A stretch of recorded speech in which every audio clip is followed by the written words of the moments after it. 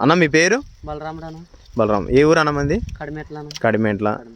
ఇది మొక్కజొన్న వేసినారు కదా, ఏ రకం అన్న మీద వేసింది?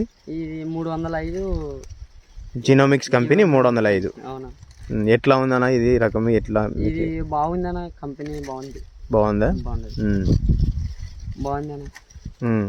ఇది బాగా ఇచ్చినదన్న కంకైతే. ఓకే. పోయినసారి ఏ రేటు వేసినాం కానీ ఇంత దెబ్బ రాలేదన్న. లావు హైటు బాగా కంకి లావు ఇడిచినది. ఇది పోయినసారి ఏరే కంపెనీలు చాలా వేసినాం, అయినా దీని లెక్క ఏది రాలే. చాలా బాగా వచ్చింది. అట్లయితే బాగా వచ్చింది.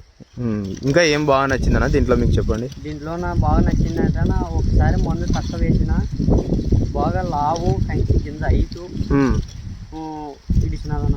బాగా వచ్చింది. ఎంత వస్తుంది అనుకుంటున్నారు దిగుబడి?